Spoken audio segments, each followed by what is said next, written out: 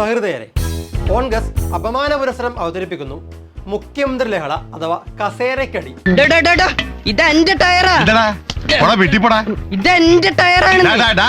എന്തോന്നടേ ഇത്? കോൺഗ്രസിലെ ഇപ്പോഴത്തെ മുഖ്യമന്ത്രി കസേരപ്പോര് കാണുമ്പോൾ ആരായാലും ഇങ്ങനെയൊന്നും ചോദിച്ചു പോകും. അധികാര കസേരയ്ക്ക് വേണ്ടി എമ്മാതിരി കാട്ടിക്കൂട്ടുകളാണ്. ഒരു വശത്ത് നേതാക്കൾ അപ്പകഷ്ണത്തിന് വേണ്ടി കൊമ്പ് കോർക്കുമ്പോൾ ഒട്ടും പറകോട്ടല്ല അണികളും. ഹോ, ഐക്യജനാധിപത്യ മുന്നോട്ട് ഒരു ഐക്യമേ.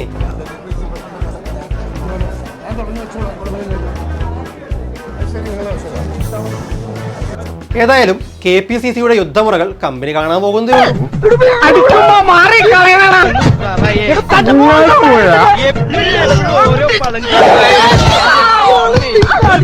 തങ്ങൾക്ക് വോട്ട് ചെയ്ത ജനങ്ങളെ അവഹേളിക്കുകയാണെന്നതിന്റെ യാതൊരു പ്രയാസവും നെഹ്റുവിയൻ സോഷ്യലിസ്റ്റിൽ വിശ്വസിക്കുന്ന ഈ പറയുന്ന കൂട്ടർക്കില്ല കേട്ടോ.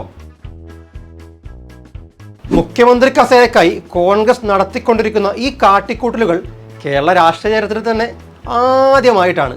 എന്തൊക്കെയായിരുന്നു? UDFിൽ ഒരു തർക്കവുമില്ല. തെരഞ്ഞെടുപ്പ് വിജയത്തിന്റെ തൊട്ടടുത്ത സെക്കൻഡിൽ തന്നെ മുഖ്യമന്ത്രിയെ പ്രഖ്യാപിക്കും.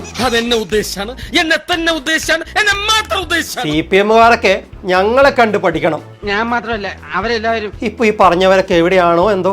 ഇതാണ് കോൺഗ്രസ്സുകാരെ നിങ്ങൾ പറഞ്ഞ ജനാധിപത്യത്തിന്റെ സൗന്ദര്യമെന്ന് ഞങ്ങൾ അറിഞ്ഞില്ല കേട്ടോ. ഇത്രയും സൗന്ദര്യം വഴിഞ്ഞൊഴുകേണ്ട ഒരാവശ്യം ഉണ്ടായിരുന്നില്ല കേട്ടോ.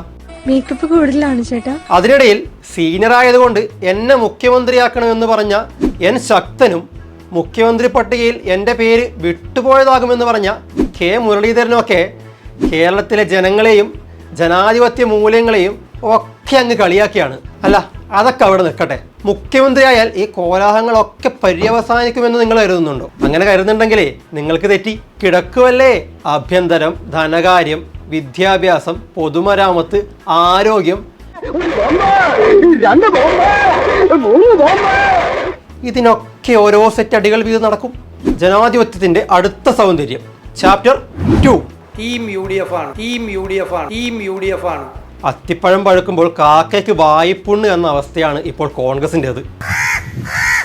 ഇനി 5 വർഷം ഇതുവരെ കാണാത്ത പ്രവണതകൾ കാണിച്ചു തരാമെന്നാണോ വോട്ട് ചെയ്ത ജനങ്ങളെ വിഡ്ഢികളാക്കുന്ന കോൺഗ്രസ് പറയാതെ പറയുന്നത്?